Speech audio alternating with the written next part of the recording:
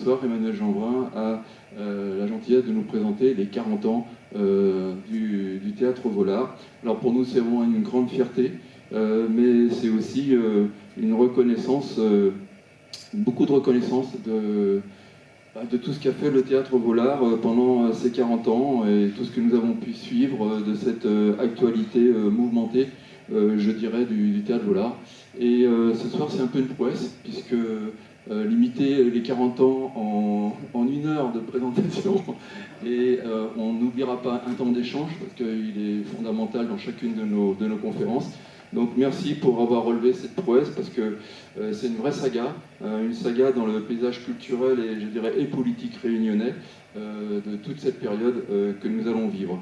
Alors si les amis de l'université cherchent toujours, comme on l'a mis dans l'affiche, à pimenter notre savoir, eh bien c'est vrai que le Théâtre Vollard, lui, il a vraiment, je dirais, gratté autour des valeurs culturelles particulièrement fortes de la Réunion, en remant des pans entiers de l'histoire réunionnaise et de notre région océan Indien, sur un ton qui a fait sa singularité, sa signature, avec pas mal d'impertinence, de l'humour et des créations de qualité, avec la conviction de suivre sa propre voie, la voie d'un théâtre ouvert, un large public et sans concession. Tout ça, certains d'entre nous l'ont vécu et vous pourrez en témoigner. D'autres avant moi ont dit, comme on parlait de patrimoine tout à l'heure, qu'on est là face à un patrimoine réunionnais. Je crois qu'il ne faut pas hésiter à le dire. Et ce patrimoine, il s'est construit dans un contexte culturel et politique souvent manichéen dans cette période, où il fallait choisir son camp pour exister, où le théâtre balbutiait et était à construire. Donc tout ça, c'est ce qui a été capable de relever le Théâtre Vollard. Et quand on dit patrimonial, ça ne veut pas dire installé, car Vollard s'est forgé à l'écart de l'institution. Vollard, c'est vraiment une aventure, comme le précise le titre. C'est des moments de bagarre, je dirais, voire de chaos, et bien sûr des moments de gloire, avec une reconnaissance locale et une reconnaissance par-delà la mer. Alors Vollard, c'est pour nous une culture vivante, mais adossée à un projet de politique citoyenne qui nous tient à cœur aux amis de l'université, pour emmener un public populaire, comme je l'ai dit tout à l'heure, un public qui a été touché au plus profond de sa vie quotidienne et par son histoire personnelle et aussi collective. Alors pour qui a eu la chance de vivre ces pièces, comme votre serviteur, dans des lieux qui étaient toujours des lieux de représentation, je dirais un petit peu parfois incongrus, on a eu des lieux de représentation qui toujours nous émerveillaient, très divers, et chaque spectacle nous transportait, nous transformait. Ils étaient joyeux et poignants, voire engagés. C'était pour nous une contre-pensée, je dirais, une pensée par le corps et par le verbe des artistes. Et ça, c'est vraiment ce qui faisait la force de Vollard, de la troupe, c'était son esprit, et avec une mise en scène souvent inattendue, et une musique toujours présente, et c'était pas une musique accessoire, c'était vraiment la musique qui était acteur de l'intrigue jusqu'à l'opéra final. Donc de l'émotion, de l'intelligence, de la transmission historique, et avec le créole bien ancré, pour aller au plus près du sens des mots et de la vie réunionnaise, et porter ainsi une vraie reconnaissance de l'identité réunionnaise et régionale. C'est ce qui fait sa force, l'enthousiasme nous emportait tous. Alors oui, je dirais avec beaucoup d'émotion, mille merci à la troupe Vollard, et longue vie à son esprit, et aux traces de son passage sur notre île et dans l'océan Indien, encore bien présente. Et pour cela, il est nécessaire de rappeler et de faire revivre ce qu'est la troupe Vollard. Et on peut remercier pour ça l'espace Le Comte de Lille, qui présente des projections mensuelles depuis quelques mois, et qu'on savoure avec vraiment délice toutes ces captations, et vraiment qu'il en soit remercié pour tout ce qui est fait pour porter justement la mémoire du Théâtre Vollard, et surtout continuer à porter cette mémoire. Voilà, j'étais un peu long, mais vraiment je tenais à faire partager, comme vous tous, beaucoup m'ont déjà interpellé en disant « oui, on est content d'être là, parce que Vollard, ça représente ci, ça représente ça ». On sait ce que ça représente, donc moi je voulais aussi le signaler à ma façon, et merci d'être présent.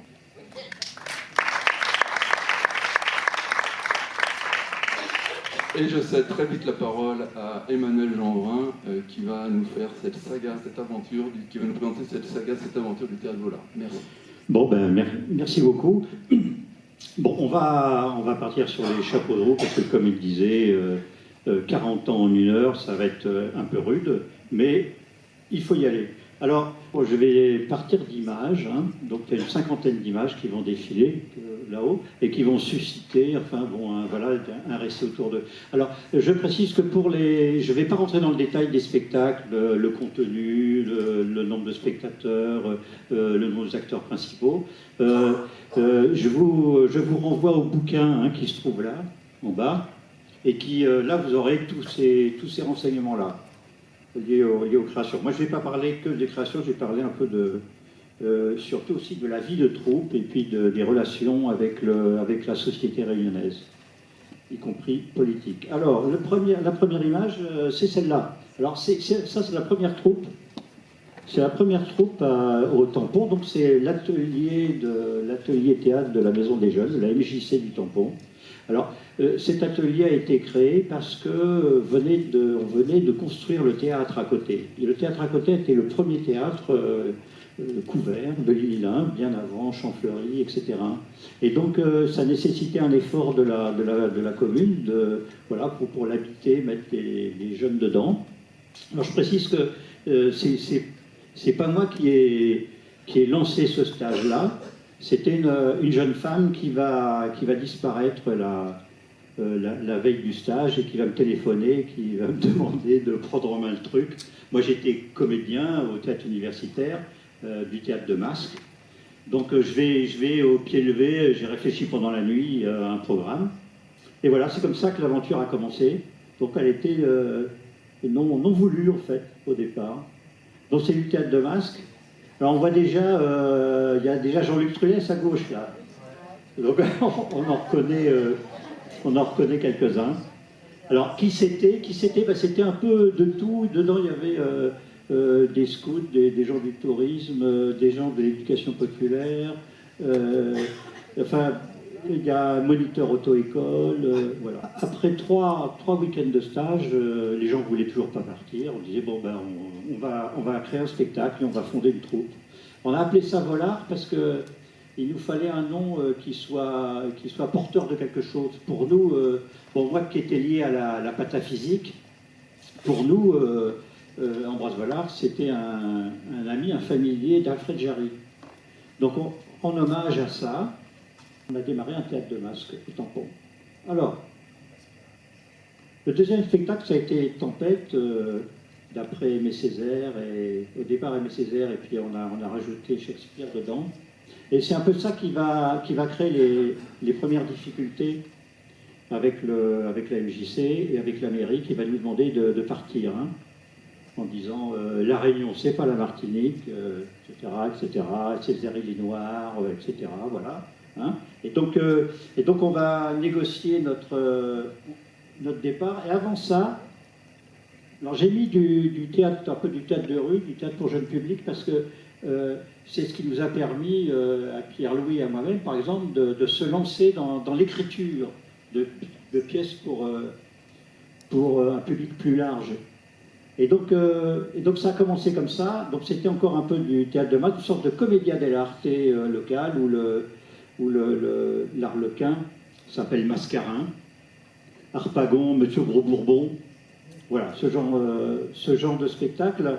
Alors ça nous a permis de faire nos premières armes dans l'écriture. Alors j'avance. Alors nous voilà dans l'ancienne mairie de Saint-Denis. Alors, ayant été chassé du tampon, je dis bien chassé du tampon, si vous voulez, je vous raconterai le détail pendant le débat, si ça intéresse. Saint-Denis va faire appel à nous. Alors pourquoi? Parce que aussi bien Ubu que Tempête vont être joués à la salle Saint-Jacques, et ça va avoir un sacré succès. Et les journaux, le quotidien, par exemple, va écrire des articles élogieux, etc., et qui font que l'OMJ, donc, qui était dirigé par Éric Boyer à l'époque, et avec un type, Jean-Pierre Ducard, qui est un mec très très bien, un animateur, qui lui va avoir confiance en nous, et il va nous dire, bon, parce que aussi bien Tampon que Saint-Denis, c'était des villes de droite, hein, je dirais d'extrême droite pour Tampon, moi. Hein.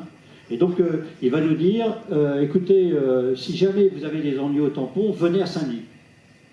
Beaucoup de jeunes, alors, c'est ce que je raconte toujours, même pour Marie Descente, par exemple, je me rappelle qu'avec Jean-Luc, on a recruté dans la rue. Hein. On a arrêté des jeunes, on a dit, tu veux faire du théâtre? Ouais, d'accord, bon, bah, viens demain, 18h. Et hop. Et c'est une époque où... Et ça marchait, ça a marché. Et on a constitué comme ça toute une équipe, on s'est lancé dans Marie Descente, qui est notre grand succès donc, au Grand Marché. Alors, il fallait un lieu de spectacle, et c'est là qu'on va investir le Grand Marché de Saint-Denis, puisqu'il n'y a toujours pas de salle. La salle Saint-Jacques, bon, c'est une salle de patronage, et puis bon, qui appartient à d'autres. Hein. Et nous, on a décidé de s'installer donc un peu dans un semi-plein air, que vous voyez là. Vous voyez les arcades du Grand Marché derrière. Et donc, les scénographies étaient adaptées au lieu. Au fur et à mesure, on a mis des grands panneaux en bague à pan, on a fermé le théâtre à l'intérieur, hein, puisqu'il y avait de l'espace disponible. Alors là, on voit Marie Décembre, c'est déjà une utilisation, pour Marie Décembre, c'est une scénographie autour du cirque. Donc vous voyez qu'il y a la piste au milieu, il y a l'orchestre qui est en haut, là, avec l'escalier. Ça tombait bien historiquement, puisque c'est avec l'arrivée de Mitterrand en 81, alors la pièce elle a été écrite... commencé avant, bien sûr, mais quand elle est sortie, ça tombait pile à une sorte de réveil politique à l'île de la Réunion. Et ça a été une époque formidable. Donc on a pu avoir ce qu'on appelle un premier âge d'or au Grand Marché, qui va durer 6 ans, jusqu'en 1987. Alors, vont se succéder tout un tas de pièces de théâtre. Voilà, Nina Segamour, sur les Miss à la Réunion, etc. Toulouse. Ah, on voit apparaître le célèbre Arnaud Dorbel. C'est-à-dire que lui, quand il suffisait qu'il monte sur scène, et puis tout le monde le regardait. Bon, il est indispensable dans une troupe d'avoir de tels acteurs, quoi, parce qu'ils ont une espèce d'aura comme ça. Et bon, très vite, évidemment, il a bien joué. Son problème, c'est il savait à peine lire et écrire, donc... avec lui, il fallait quand on lui donnait un texte, il le mémorisait immédiatement, comme les gens qui sont de l'oralité, mais il ne faut pas qu'il change. Il ne faut pas changer le texte, il n'y arrivait pas. Et donc c'est pour ça qu'il fallait être sûr d'avoir écrit les bonnes répliques, hein, parce que après ça, c'était fini. Alors, Colandi, avec Nia Segamour, ce sont les premières pièces qui vont être jouées en métropole. Donc ça va être joué à Beaubourg. Et donc on commence à ce moment-là à se faire connaître un peu en France, quoi, puisqu'on a vraiment envie d'en faire notre métier, quoi. Hein. Donc c'est une époque à laquelle aussi on commence à professionnaliser. Donc les gens abandonnent peu à peu leurs emplois. Hein. Souvent c'est des emplois donc, dans l'enseignement ou de choses comme ça, pour devenir des comédiens. Bon, à bas salaire, hein, puisqu'il n'y a pas de surrémunération au $. Hein. Donc tout le monde a accepté de vouloir vivre du théâtre. Ça correspondait à un moment où Jack Lang a donné de l'argent aux tout jeunes troupes. Le seul moment que j'ai trouvé raisonnable dans la politique culturelle de France, c'est les premières années de Mitterrand, où là vraiment on a aidé les petites troupes comme nous, quoi. On les a aidés et on les a encouragés. Donc tout ça, c'est une période bénie qu'on n'a plus jamais retrouvée. Donc, on continue. Donc, la dernière pièce au Grand Marché, donc, c'est Ron Rock. On voit Baguette, là. Hein, Baguette qui est très grand. Et donc, il y a Pierre-Louis qui est encore là. Et puis, il y a Jean-Luc qui est sous le masque. Et Nicolas Guerra, là, dans le fond. Donc, je ne vous raconte pas... mais ça, c'est la première pièce de science-fiction. C'est-à-dire, jusqu'à présent, on faisait des choses pas mal historiques.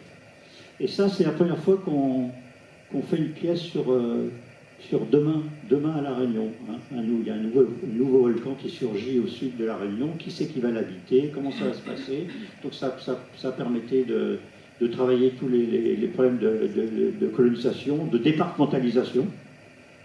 Et ça correspondait au moment où l'île a été agrandie de lave, il y a une coulée de lave qui a agrandi l'île de la Réunion, donc se posait le problème de savoir à qui appartiennent ces terres nouvelles. Hein. Donc on était vraiment dans un processus comme ça, donc on les a prises pour nous. Hein.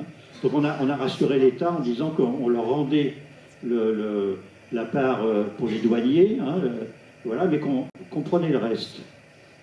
Je me rappelle, ça inquiétait la gendarmerie, donc ils m'ont téléphoné, ils dit non, mais on reste en France, hein, on va dresser le drapeau français.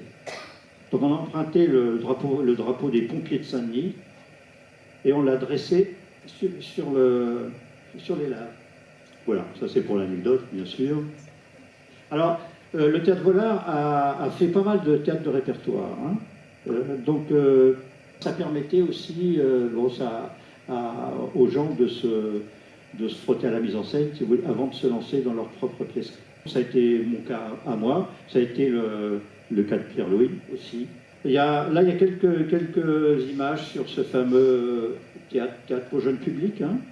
Donc on a fait un livre là-dessus, on a édité les pièces de théâtre avec les fameux mascarins, etc. Et donc ça nous permettait aussi d'aller dans les quartiers. Donc on avait, assez vite, on a racheté un petit camion. Donc on embarquait le décor et on vendait ça aux communes. Donc on a un peu fait tous les préaux d'école de la Réunion, hein, si je me souviens bien. Alors, on a fait plein de choses, hein. Donc je passe sur le premier feuilleton télévisé qu'on a créé. Donc je n'ai pas d'image de ça, mais bon, on a voulu se lancer dans l'audiovisuel. Et avec la chorale Cantaré et Champfleury, le premier opéra à La Réunion. Alors c'est drôle, puisqu'on va retrouver l'opéra beaucoup plus tard. Mais là, bon, c'est une mise en scène, hein, mais c'est tout à fait... c'était tout à fait sérieux, et ça c'est le premier opéra, la première mise en scène d'opéra en 1983 à l'île de la Réunion. On tourne aussi pas mal, donc ça c'est à Châtellerault, si je me souviens bien. Donc c'était important pour les comédiens. Il y en a plein dedans qui n'avaient jamais vu la métropole, hein, je me rappelle. Hein. Et donc c'était une manière aussi pour les comédiens de sortir, d'en voir... De voir les autres théâtres aussi, voir comment ça se passait. J'ai une anecdote au sujet de Beaubourg.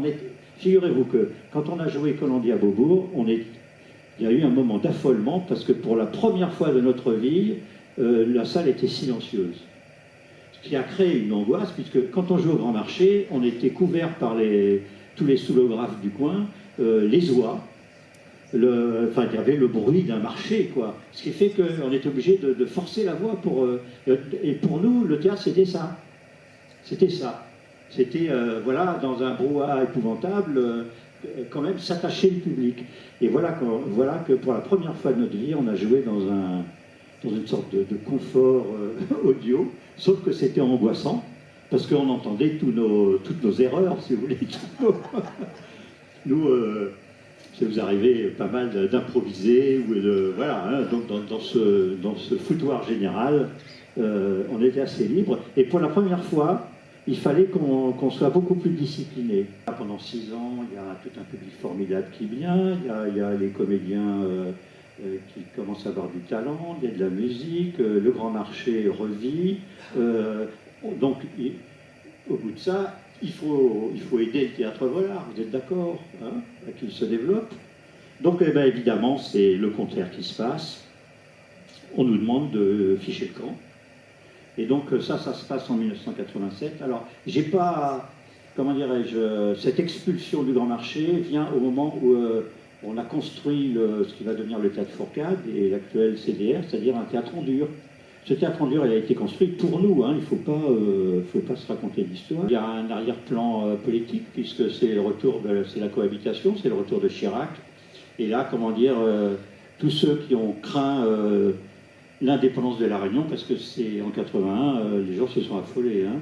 Et donc, nous, on était considérés comme des communistes, etc. Bon, donc ils nous sont tombés dessus. Et on a entrepris de nous mettre dehors, quoi. Hein. Et donc, je me suis toujours demandé, mais pourquoi, comment on peut faire des choses pareilles, quoi, au mépris du public, au mépris du travail des gens, etc. Et donc j'ai eu que des éléments un peu bizarres, parce que c'est là où j'ai commencé, moi, à m'intéresser un peu à la politique, et à la culture, les liens entre les deux. Et donc, il y avait des choses qui m'avaient intrigué. Bon, déjà, Auguste Legros, il m'avait reçu, puis il m'avait dit, bien sûr que ce théâtre, il est pour vous, évidemment, etc., quoi. Et puis, le voilà qui fait volte-face un mois plus tard. Les notes de notre entretien avaient disparu. Donc, est-ce que j'ai été embobiné par Auguste? Finalement, je pense pas. Je pense simplement que Auguste Legros n'était pas le patron de Saint-Denis. Il était entouré par tout un tas de RPR, de trucs, de mecs, d'anciens de Madagascar, d'extrême droite, tout ça, qui en fait gérait le truc. Et lui, c'était un peu l'homme de paille de ça. Et lui, il aimait Vollard, il venait, d'ailleurs, c'est un des rares hommes politiques qui venaient au théâtre. Hein. Les autres ne venaient pas, et les successeurs non plus. Hein. Mais lui, il venait, il aimait bien l'ambiance, il adorait Arnaud, et puis bon, il aimait bien les filles de la troupe, hein, faut dire aussi. Et donc disons que ça se passait bien. D'abord, le ministère est interpellé. Hein. Silibé fait un papier, le ministère, ça dit, s'inquiète, bon, qu'est-ce qui se passe, etc. Et à La Réunion, les hommes politiques ont peur de la presse en métropole. Donc avec tout ça, on a pu partir, la tête haute, et nous voilà au Ciné-Ravin. J'ai su que c'était les Chinois qui nous avaient sauvés. Alors ça, c'est encore je vous ai promis de vous parler un peu de La Réunion profonde. C'est beaucoup plus tard, donc j'avais un médecin chinois qui, à un moment donné, après une consultation, il me dit Jean Brun, vous savez que c'est nous qui vous avons sauvé au moment de l'affaire du Grand Marché. Je dis bon, je ne suis pas au courant. Il dit oui, on s'est réunis et on vous a permis de vous installer dans un cinéma chinois. On s'était rendu compte qu'il y avait des drôles de public parfois. On avait des salles qui étaient entièrement arabes, je me rappelle, au Grand Marché. Des fois, on avait un afflux de Comoriens. La question pour nous, c'est quel théâtre pour La Réunion, hein. C'était notre question jusqu'au bout. On va faire un certain nombre de choses pour survivre. Ça, c'est la première création, c'est Garçon, c'est la première création grand public de Pierre-Louis. Donc, il y a un deuxième âge d'or qui va démarrer là. Donc, en fait, c'est le moment où on est tué, où on ne doit pas pouvoir survivre. C'est à ce moment-là qu'on renaît, et encore plus fort. Donc là, ça va être la grande période des Le Pervenche et tout ça que vous connaissez par cœur. Et donc, en même temps, il va y avoir une évolution artistique, hein, avec des avancées scénographiques, des grandes distributions. Hein, on va prendre 20-25 personnes sur scène. Il va y avoir des sujets qui, comme je vous disais, on a été dessalés, nous, par l'affaire du Grand Marché. C'est-à-dire qu'on a affaire aux politiques directement, à la violence politique. Et donc on va commencer à écrire des choses qui ne tournent pas autour du pot pour La Réunion. Donc des pièces un peu politiques comme Étuve. Entre-temps, on est nommé Centre dramatique en préfiguration. Alors, c'est important parce que les gens disent toujours, mais c'est quoi? Vous dites que vous deviez avoir le centre dramatique, mais pour qui vous prenez-vous? D'où vous sortez ça, etc. Et bien voici la lettre donc, de la direction des théâtres, qui nomme le théâtre Vollard centre dramatique en préfiguration. Voilà. La pièce Étuve va inaugurer donc une série de grandes pièces, comme je vous disais, où il y a des enjeux historico-politiques, si vous voulez. Hein. Donc ça, c'est la première abolition dont on ne parlait jamais.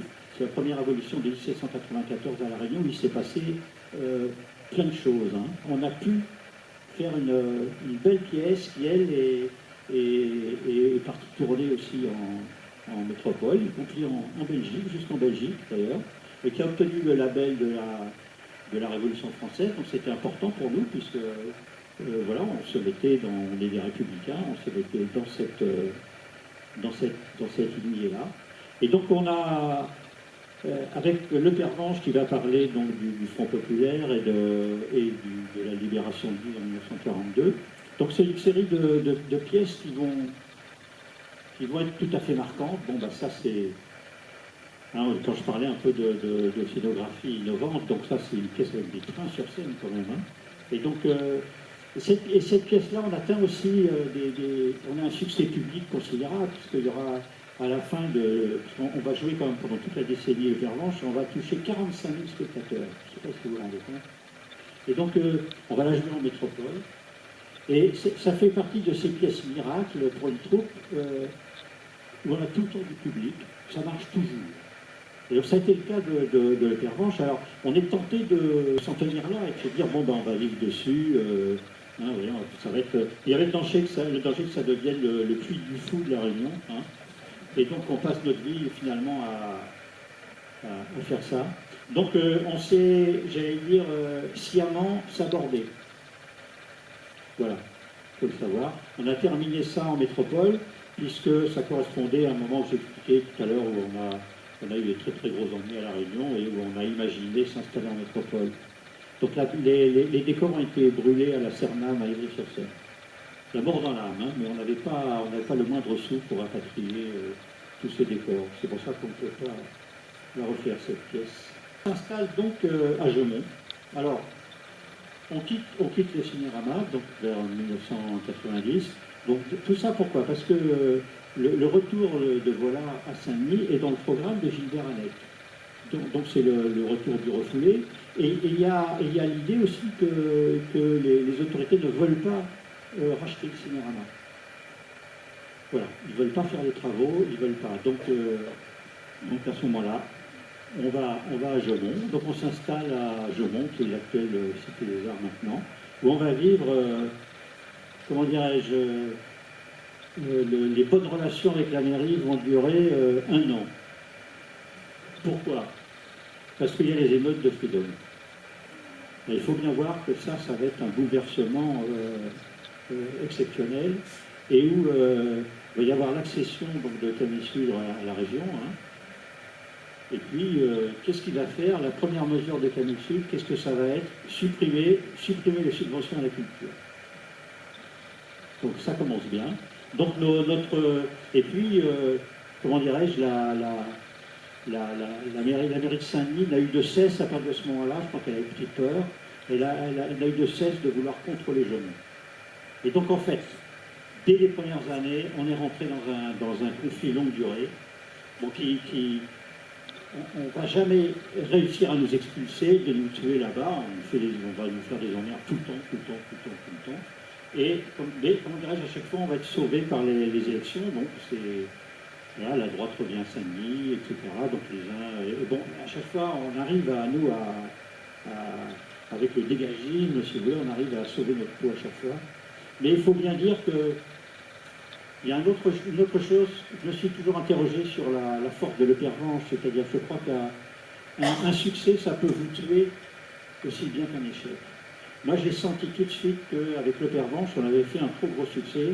Qu'est-ce qu'on était en train de raconter finalement? Que la départementalisation, c'était une affaire de gauche face à un Vergès qui voulait l'autonomie et face à une droite qui avait récupéré abusivement la départementalisation. Et donc, en fait, nous, on avait dit la vérité. Tout le reste, donc, pour nous, c'est du mensonge. Hein. Et pour ça qu'on s'aperçoit que l'histoire régionale est pour grande partie mensongère. Et que si on veut faire du théâtre, donc on met les pieds dans le plat. Mais quand on met les pieds dans le plat, ben, on le paye, ça. On le paye. Et puis le fait que, intuitivement, le public le savait, ça, qu'on ne disait pas de conneries, nous. Il le savait, il venait et il soutenait. Mais ce faisant, quand vous avez trop de public, vous avez trop d'électeurs. Et là, vous les avez sur le dos, les hommes politiques, parce que c'est inadmissible pour eux. Bon, déjà, pour eux, s'ils donnent de l'argent pour aider à la création, il faut faire ce qu'ils nous demandent. Et ça, il n'y a pas de discussion possible. C'est tous des petits Poutines à La Réunion. Personne n'est... Il n'y a pas une vraie démocratie à La Réunion. Ils sont tous pour un... Quand le gars il a le pouvoir, il est autoritaire tout de suite. Et il commence à placer ses personnes à lui, son personnel, politique, n'importe... Rien à foutre des compétences de ces choses-là, quoi. C'est horrible. Alors, demander d'avoir un discours culturel, etc., ce qui demande d'avoir un background historique, etc., d'avoir une autre relation avec les lecteurs, qui soit autre chose que du mépris. Je vous explique ça parce que nous, on a vécu ça vraiment très durement. Mais on a survécu. Donc à Gemont, on va faire, ça c'est les Dionysiennes, donc une pièce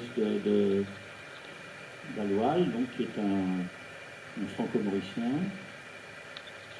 Ça, c'est la deuxième pièce de Pierre-Louis, donc, un carrousel.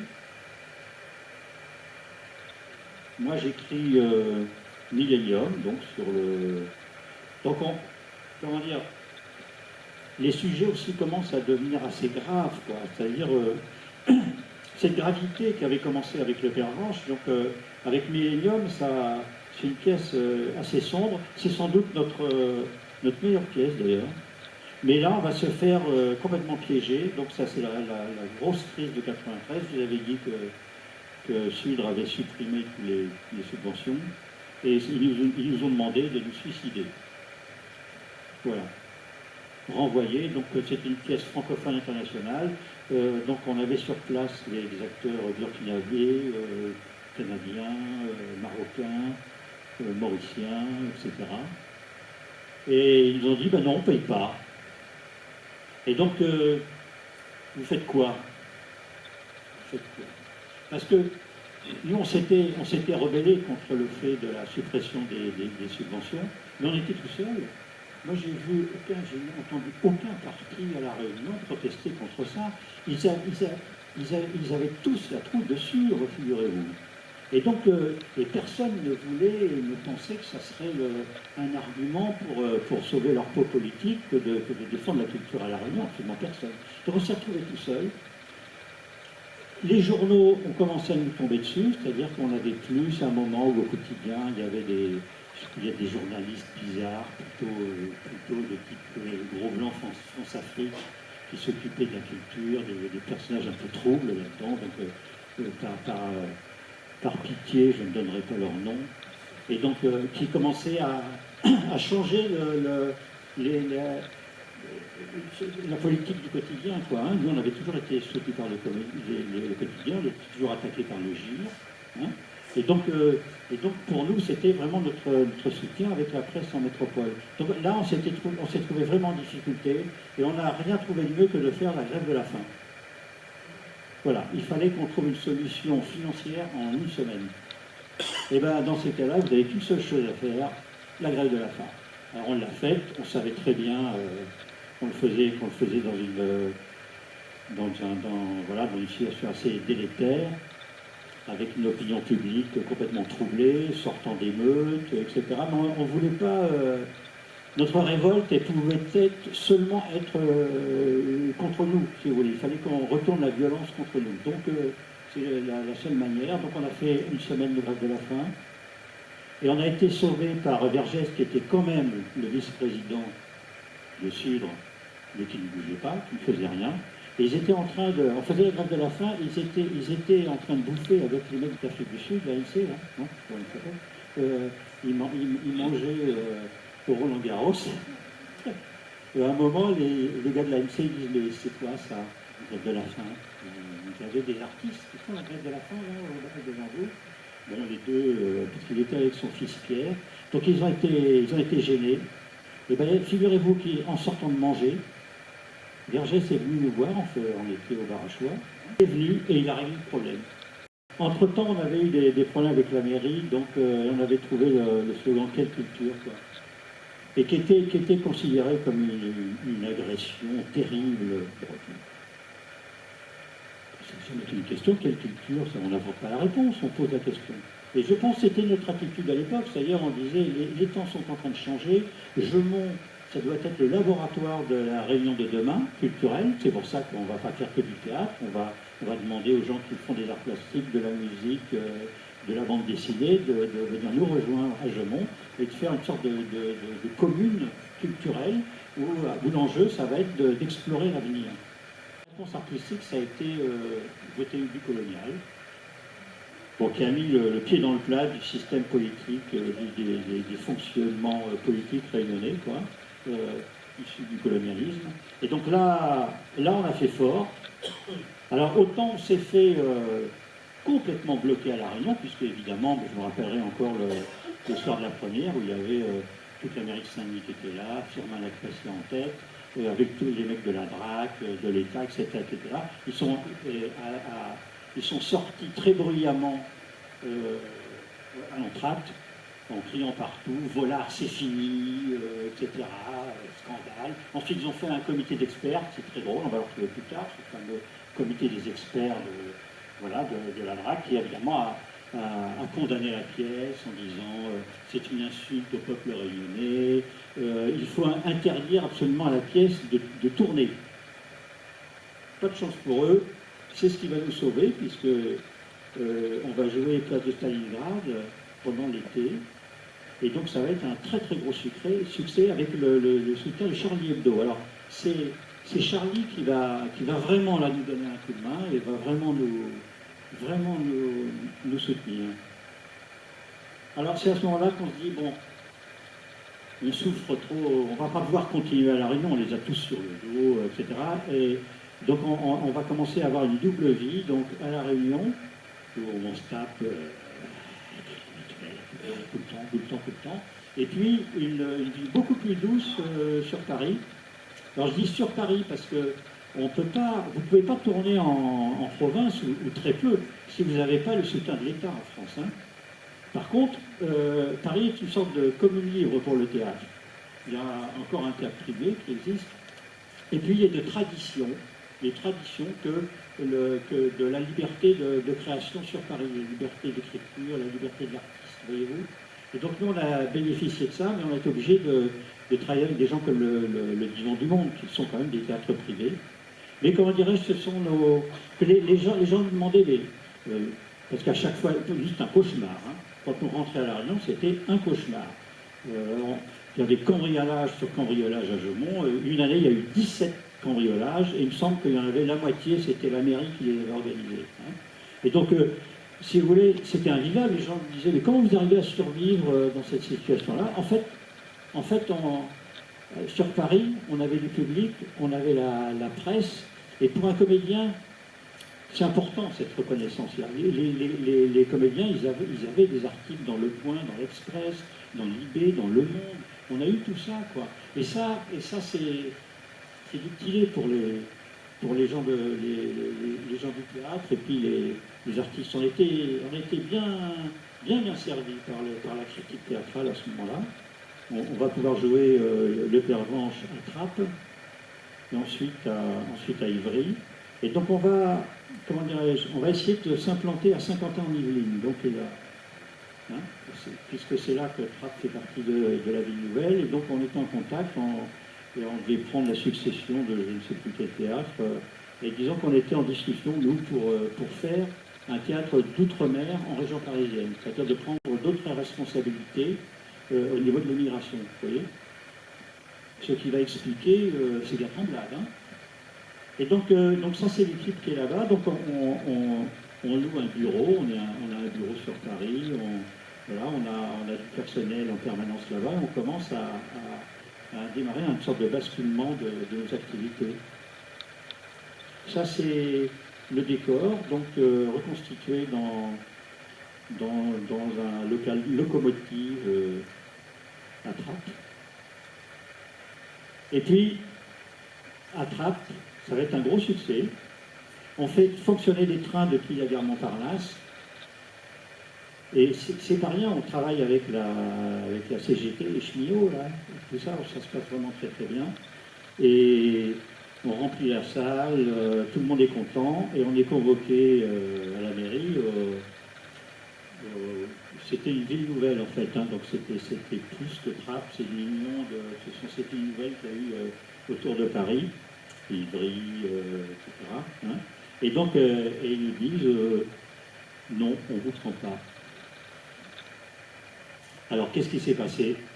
Est-ce que c'est l'État qui est passé derrière, qui leur a dit non, on ne veut pas que ces mecs-là, c'est des gens dangereux, etc. On avait quand même une réputation, vous voyez, grève de la faim, s'opposer tout le personnel politique réunionnais, etc. Si vous voulez, on avait la réputation d'être un peu des révolutionnaires, quoi, des gens sans foi ni loi, qui n'écoutent pas ce qu'on leur dit, etc. Et donc, non. Alors c'est pour ça qu'on va se rabattre après sur Paris. Hein. Alors ça, c'est au Divan du Monde. Voilà, on va faire de très belles saisons là-bas. Ce sont nos meilleurs souvenirs. Hein. Je pense que les gens de Volard dans la salle, ils s'en rappellent. Ça va être formidable, hein, formidable. Mais comment dirais-je, financièrement, c'est pas viable, quoi. C'est-à-dire, vous ne pouvez pas vivre sans subvention en théâtre. Donc là, on l'a fait là, mais vous ne pouvez pas créer, surtout. Vous ne pouvez pas avoir de l'argent pour créer des nouvelles pièces.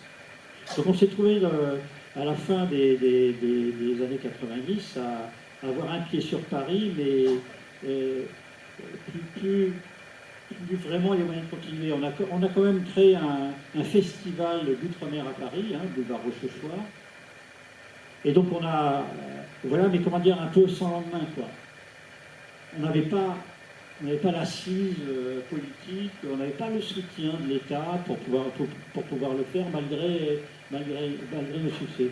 Donc quelque part, une fois qu'on ait joué un peu tout ce qui était jouable de Vollard pour un public métropolitain, eh ben, on est rentré. Donc on est rentré au moment où ça allait très très mal, puisque bon, bah, ils venaient de créer le Centre Dramatique. Hein.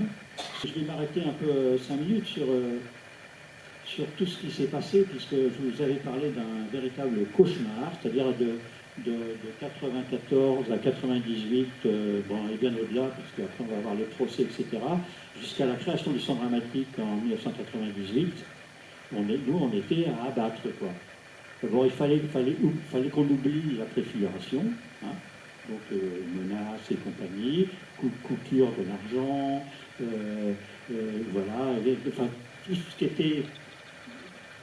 était possible et inimaginable. Alors, les conventions, alors vous donnez des conventions à signer, épouvantables, où il fallait qu'on travaille 10 fois plus que les autres, avec moins d'argent. Il fallait vous ne pouviez jamais remplir votre convention.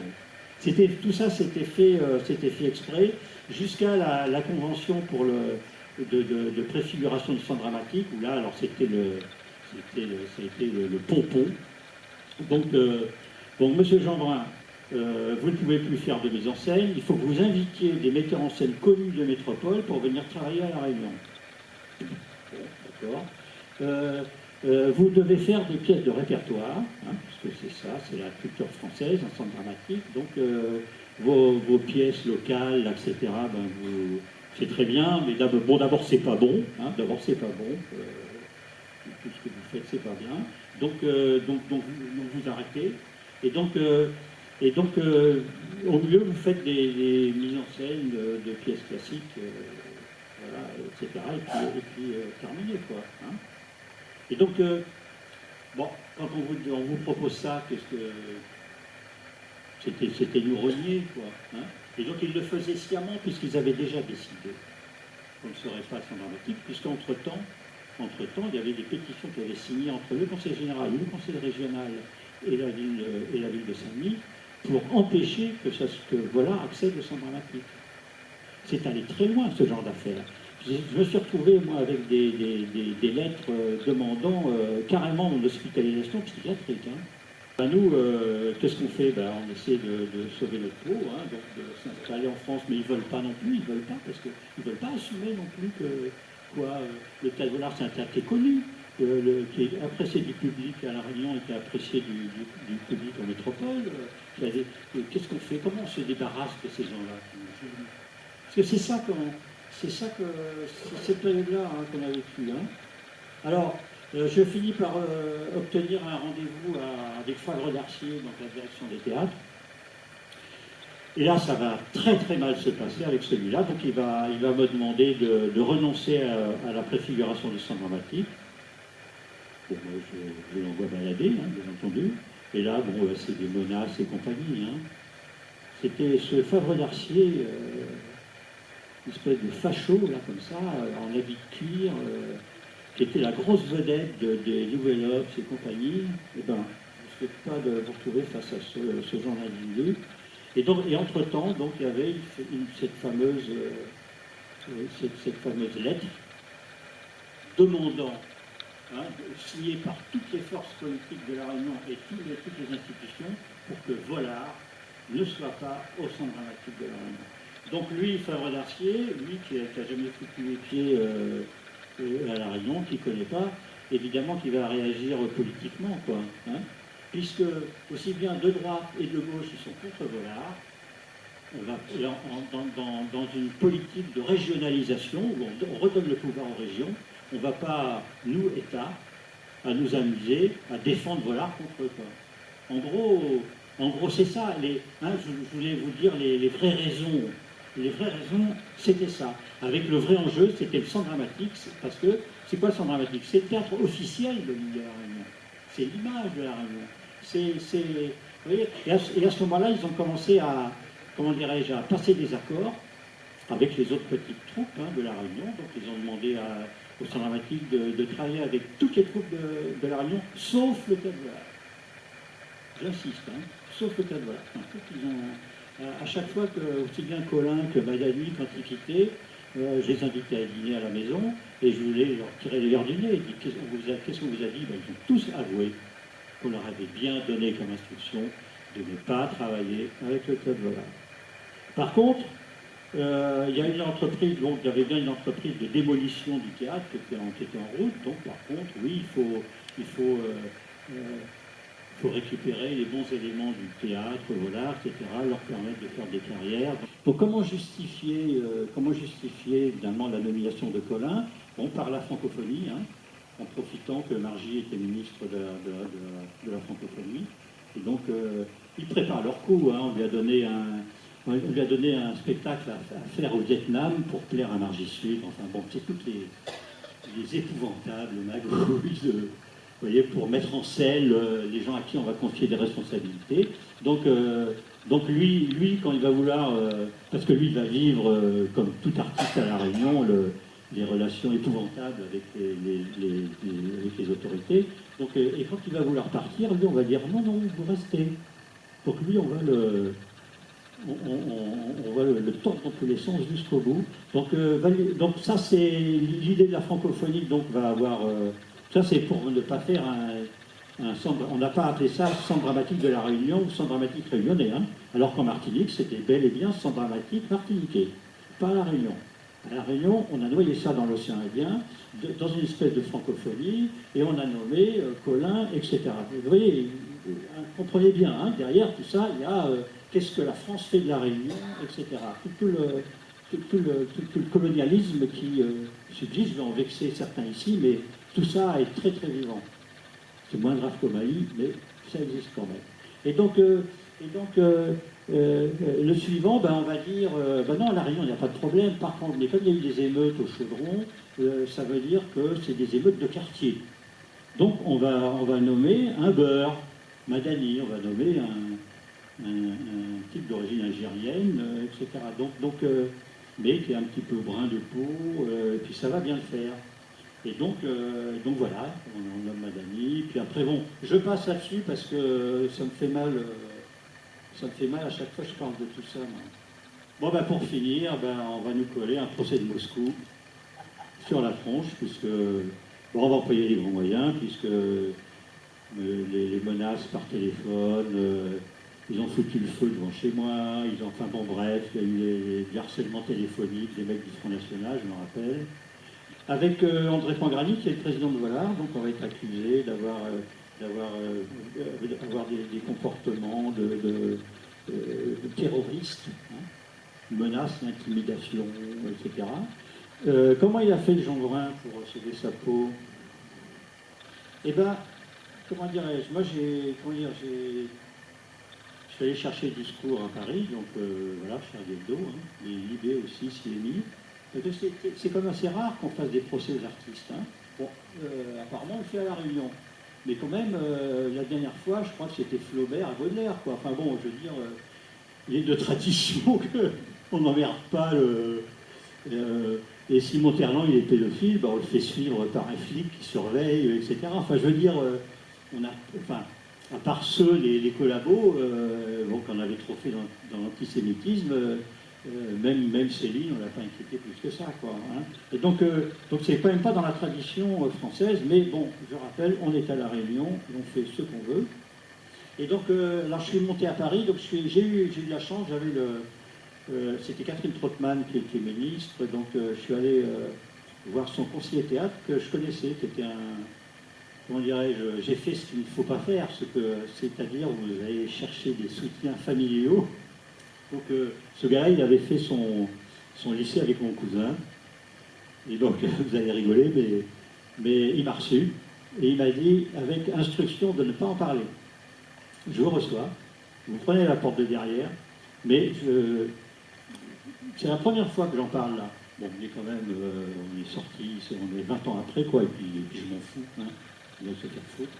Et donc je le dis pourquoi, parce que c'est là que j'ai négocié ma peine.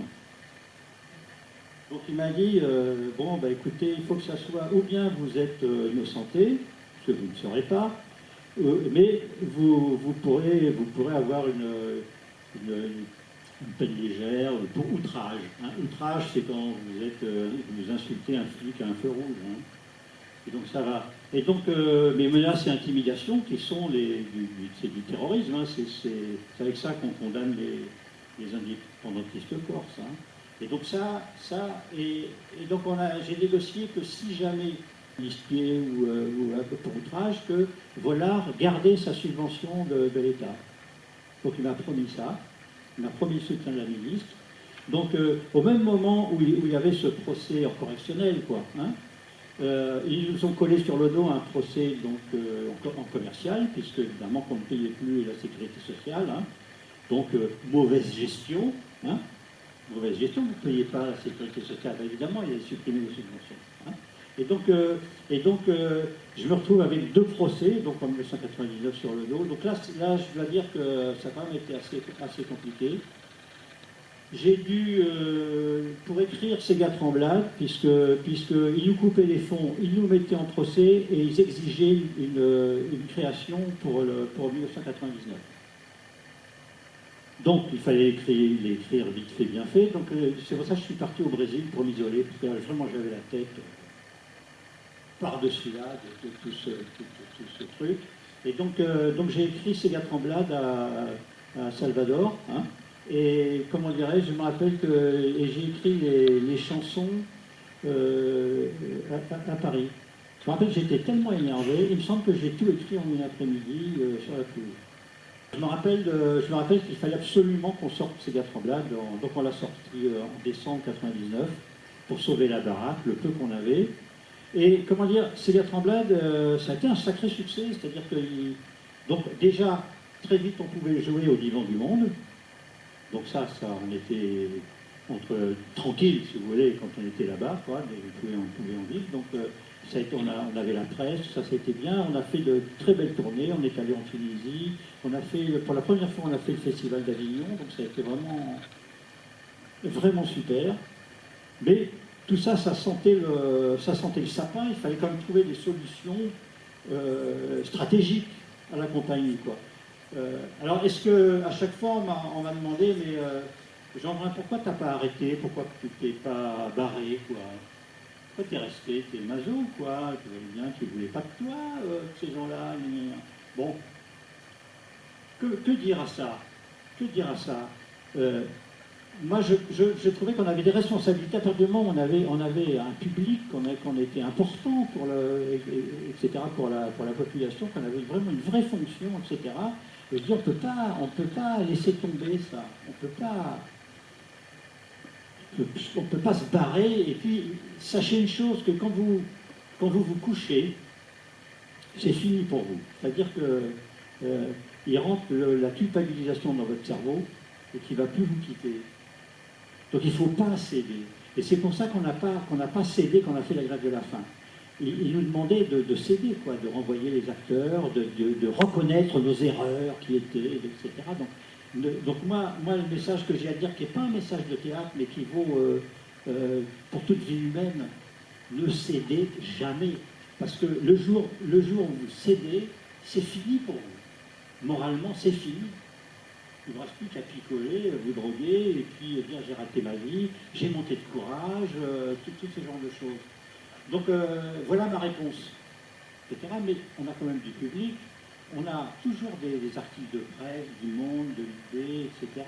On a du Monde aussi bien à Paris qu'ailleurs, on est connu. On n'est pas un théâtre à jeter. C'est pas parce que ces gens ne comprennent rien avec un État qui ferme les yeux au nom de la régionalisation qu'il faut se laisser faire. Bon, je n'irai pas jusqu'à Novani, je sais pas, jusqu'à aller en prison pour les beaux yeux hein, de ces gens-là, hein, donc l'héroïsme a ses limites. Mais comment dirais-je, chercher des solutions. Alors, tout en continuant à faire des créations, il fallait qu'on trouve des solutions. Donc ça, c'est notre dernière pièce de théâtre, c'est Quartier français. On va demander à Nathalie Acadé, qui est une chanteuse lyrique, qui a fait une carrière à Vienne, de retour à La Réunion, on va lui demander d'un peu de prendre la tête des chœurs. Et c'est là qu'on va se rendre compte que, c'est là qu'on va avoir l'idée de l'opéra, si vous voulez. Le passage du théâtre à l'opéra, il va se faire artistiquement avec cette pièce-là. Donc l'idée commence à germer qu'il faut qu'on gagne notre vie autrement. Donc on va quand même faire une tentative avec Tropicadero, Volar Combo. On va essayer de gagner notre vie avec une musique du monde. On va faire un disque qui va bien marcher avec les Sega de Sega Tremblade. Et comment dirais-je, on va faire la bêtise de nous trouver en pleine crise du CD. C'est-à-dire qu'à partir des débuts des années 2000, les artistes ne peuvent plus vivre de leur musique. C'est très important ça. Et donc ils peuvent plus vendre de CD, quoi. Tout le monde va sur Internet, etc. La musique est gratuite. Et alors comment ils ont fait? Je pense que les musicos ne s'en sont jamais remis de ça. Bon, une partie a réclamé des subventions, on en a obtenu. On leur a donné les subventions du théâtre d'ailleurs, c'est pour ça que le théâtre c'est pauvre à La Réunion, c'est parce qu'on a donné une partie aux musicos pour qu'ils ne soient pas trop revendicatifs. On leur a demandé de vivre des concerts, donc le prix des places a augmenté exagérément. Et comment dirais-je, tout ça c'est tout de même raréfié, parce que seuls quelques groupes à La Réunion arrivaient à faire des tournées, des choses comme ça. Il y a l'exception Daniel Loireau, parce que c'est un peu un homme seul en dehors du système. Hein. Donc ça peut encore fonctionner, mais tout le reste c'est plus ou moins arrêté. Hein. Disque tout ça c'est arrêté à La Réunion. Et donc nous on était mal avisés de vouloir gagner notre vie avec ça, quoi, en gros. Et donc la solution, ça va être quoi? L'opéra. L'opéra. Alors, c'est quoi l'opéra? C'est continuer à faire du théâtre, mais de la musique, quoi. Enfin, pour moi, l'opéra, c'est du théâtre. On discute avec la direction de la musique à Paris. On a retrouvé une nouvelle jeunesse, je me rappelle avec Jean-Luc, qui était on avait besoin de ça. On avait besoin, nous, de renaître à zéro et de dire, oublions voilà, tout ce qui s'est passé. Il ne faut pas qu'on soit encombré par tout ça et qu'on redémarre à zéro. Je me suis toujours demandé, mais pourquoi ça a marché? Et parce que finalement, on a réussi notre truc. Le premier opéra, Madeleine, on a retrouvé les grandes distributions, hein, que le théâtre de nos jours n'a plus. Hein. On a travaillé avec des orchestres, on était 60, 80, etc. On a pu écrire, on a inventé notre manière à nous d'écrire de l'opéra. On n'était pas des spécialistes de ça, on a inventé. Il fallait que Jean-Luc trouve aussi une manière d'écrire la musique réunionnaise. Si vous écrivez le ternaire réunionnais comme ça, vous avez des partitions qui sont bourrées de syncopes. Hein. C'est illisible, donc il fallait trouver une manière. Donc Jean-Luc, il a trouvé tout ça. Il a quand même fait tout ce boulot-là. Hein. Ce qui fait que maintenant, on peut écrire des symphonies réunionnaises. Hein. Voilà. Et on sait les écrire et on sait les exécuter. Donc tout ce boulot-là, on l'a fait. Moi, je me suis improvisé librettiste. Hein, c'est-à-dire, voilà. Comment est-ce que le mot que l'on chante, est-ce que c'est le mot de théâtre? Non, c'est autre chose. On joue avec les voyelles, les consonnes, c'est beaucoup plus court. On peut pas. Il n'y a pas d'humour à l'opéra. Il y a de l'humour à l'opéra. Et donc, c'est tragique toujours. Et donc, comment dire, c'est vraiment intellectuellement, on a eu un plaisir tous les deux à réinventer tout ça. On a rempli 3 fois Champfleury avec Madeleine. Donc on a été convoqués au conservatoire et on nous a dit, bon, vous êtes bien conscients, messieurs Truyès et Jeanbrun, que vous avez échoué. Je vous jure que c'est vrai. Je vous jure que c'est vrai. Nous, on était naïfs, on a cru qu'ils allaient nous féliciter, nous ouvrir les portes et nous aider.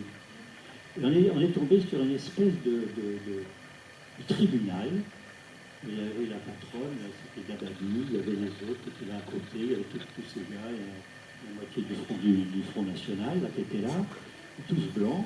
Et donc, et évidemment, c'était intolérable. Et c'est là que je me suis dit, écoutez, je n'ai pas l'esprit mal tourné, mais je me suis dit, ces gens-là, ils nous ont permis de faire d'opéra pour qu'on se plante. En disant, vous voyez bien, pour qui vous vous prenez. Pour qui vous vous prenez.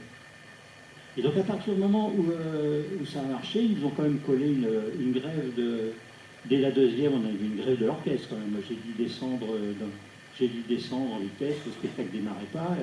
Ils avaient collé une grève de l'orchestre de région, figurez-vous. Donc j'ai dû négocier avec eux, puisque je m'étais plaint en disant qu'il n'y avait aucun réunionnais dans l'orchestre de région, et ce qui était un peu bizarre, puisque ça fait des années qu'il y avait un conservatoire. Comment ça se fait que le conservatoire de la Réunion ne produit pas de musiciens réunionnais qui prennent leur place dans un orchestre de région? Pourquoi c'était que des profs qui se faisaient leur double salaire, etc. Ils m'ont qualifié de raciste. Hein. Donc, heureusement, c'était au moment des révoltes des banlieues. Et là, moi, je leur ai dit carrément, si vous continuez comme ça, moi, je ne veux pas qu'on brûle ma voiture à La Réunion. Hein. Je vais vous tenir, vous, pour responsable de ça. Hein. Donc, ils sont rentrés dans la fosse avec un peu de retard. Et comment dirais-je, et ce soir-là, ils ont bien joué. Avec Malan, on est allé à Madagascar, donc on a fait un voyage formidable, extraordinaire. On est parti à une sorte d'aventure. Voilà, on est allé jouer l'opéra, enfin, la première partie de l'opéra, voilà, là-bas, dans le sud. Et l'ambassadeur de France à Madagascar qui nous a un peu sauvés, nous a soutenus parce qu'on a fait de belles représentations. Des musiciens et puis le chœur était malgache. Hein. Alors comme Jean-Luc, il y avait une tête de malgache, donc ils ont décidé, ils ont malgachisé. Ils ont décidé qu'il était malgache, que Madame c'était un opéra malgache, dans les journaux. À Paris, donc on est allé jouer à Paris, donc là on est devant la colonne Maurice, tous les deux. Et ça a marché, on a eu d'excellentes critiques d'Opéra Magazine, etc. Donc on a commencé comment dire, on a été soutenu aussi par les organismes de soutien à l'opéra, etc. Alors ils vont nous soutenir au début. Mais comment dirais-je, l'opéra, c'est quand même une culture même pas de la bourgeoisie, mais de la haute bourgeoisie en France. Hein. Et donc là, on est allé un peu trop fort, quoi. Voilà, avec un musicien noir, etc. Non, c'était trop pour eux. Avec des chanteurs qui étaient tous malgaches. Et donc, comment dirais-je, on ne vous dit pas ça directement, mais vous comprenez qu'il y a certaines portes qui se ferment, etc. Et donc, ce combat-là, le combat de l'opéra d'outre-mer, hein, qu'on avait entamé, il n'est pas gagné encore. Bon, ça, c'est la dernière de Malane à Saint-Paul. Bon, ça, c'est pour les gens qui disent ah, c'est pas populaire, qu'est-ce que vous faites, il faut donner autre chose aux Réunionnais, voilà. Ben non, voilà la réponse. Hein. On n'a pas trop pris de risques avec le deuxième opéra. On a repris le thème de Quartier français. Comme je disais, c'est là qu'on a vu l'idée de l'opéra, et on en a fait un opéra, donc ça s'appelle Chine, le chinois, donc chinois, c'est Vergès. Hein. Et donc, alors ça c'est rigolo, j'ai mis ça parce qu'on terminait la première partie par un pastiche d'opéra Mao. Évidemment, il y avait un second degré, ils sont tombés dessus en disant, bah, on voit bien que vous êtes communiste, monsieur. Enfin, vous faites de la propagande communiste, parce que nous quand même, on était allés assez fort, puisque celui qui est là, le portrait à gauche, là, c'est Raymond Vergès, quoi. Et puis, c'est Paul Vergès, là. Donc, on soulevait dans des hurrahs, on soulevait comme Kim Il-sung, quoi. Vous voyez, on soulevait le portrait de Mao, comme ça, dans des chants très lyriques, etc. On a bien rigolé, avec un faux, une espèce de faux ballet, vous voyez, populaire. Donc, à la place des faucils, on avait mis des sabres à canne, avec des bouquets, avec tout le monde obligé de sourire, un peu comme dans les meilleurs spectacles de l'Union soviétique. Et donc, moi j'avais fait très attention à que ce soit équilibré entre René Payette, qui n'était jamais une personnalité de droite, quoi, qui s'était allié avec un mec de gauche pour sauver son usine contre des banques malhonnêtes. moi j'avais fait attention à conserver un certain équilibre, c'est-à-dire que c'était pas un... Non, c'était pas du tout un opéra à la gloire de Vergès. Mais bon, les gens l'ont vécu comme ça, l'ont décidé comme ça. Vergès lui-même aussi d'ailleurs. Et donc on l'a joué. Alors lui, pour la petite histoire, vous savez qu'il a été 5 minutes président du Sénat quand il était le plus vieux. Hein, vous vous rappelez de ça? Et donc c'est là que c'était son heure de gloire. Donc c'est là qu'il a fait son fameux discours, etc. Et oui, il m'a raconté tout ça. Et après, ça correspondait à la première de Chine à Vitry, 4 janvier.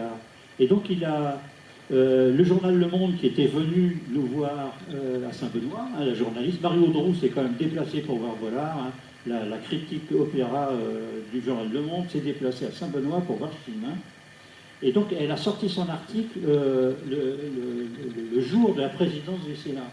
Et donc quand il racontait quoi? Qu'en fait Vergès avait été gaulliste, quoi, qu'il avait été dans la France libre.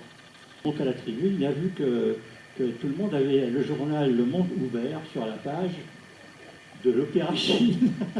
Et à la fin de son discours, les premiers à se lever, ça a été la droite, avec les gaullistes, puisque c'était lui qui avait été de la France libre.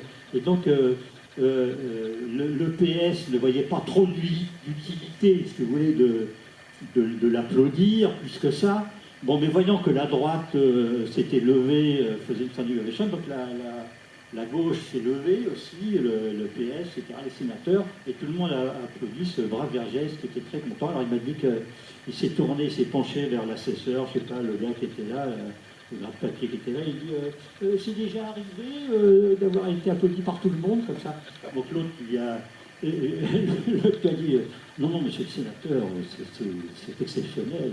Après, il est parti, il était plus ou moins en queue de pie, donc ils sont partis en bagnole avec son grand copain Jacques Rallic, parce qui était un grand amateur d'opéra, donc ils sont partis à Vitry tous les deux. Lui, c'était la deuxième fois que lui, il voyait l'opéra, et donc il est venu là, et là c'était assez attendrissant, parce que à la fin de l'opéra, moi j'ai pris la parole et j'ai dit c'est quand même assez rare de faire des pièces de théâtre, des opéras, et puis où les personnages sont vivants, quoi, ils sont là, quoi. Les personnages historiques sont vivants là.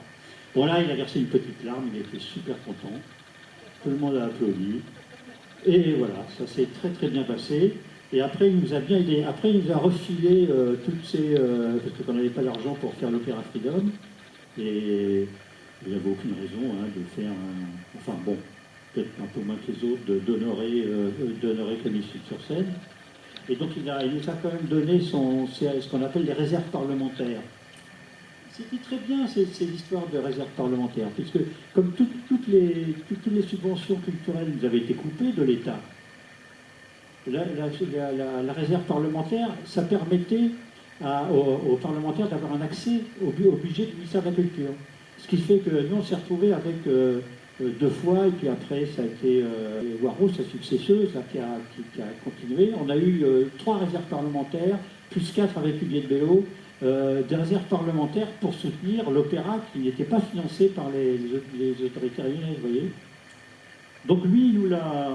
C'est comme ça qu'on a pu survivre, si vous voulez. Et ça faisait longtemps qu'on était, qu'avec Jean-Luc, on était au Pôle emploi. Hein. 3e opéra, sur Freedom.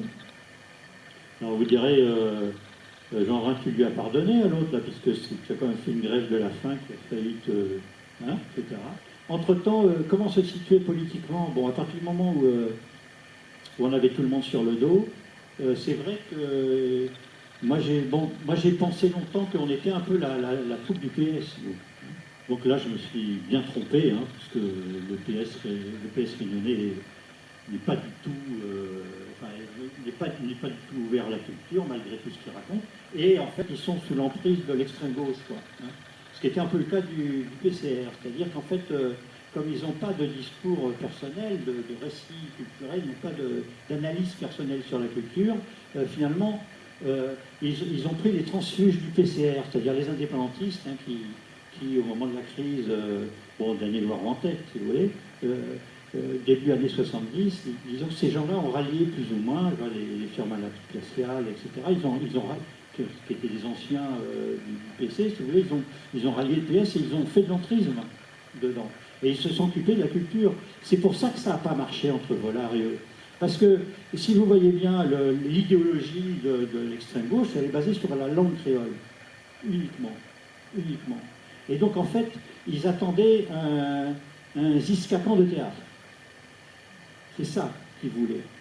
Et donc, nous, on faisait pas l'affaire, vous voyez.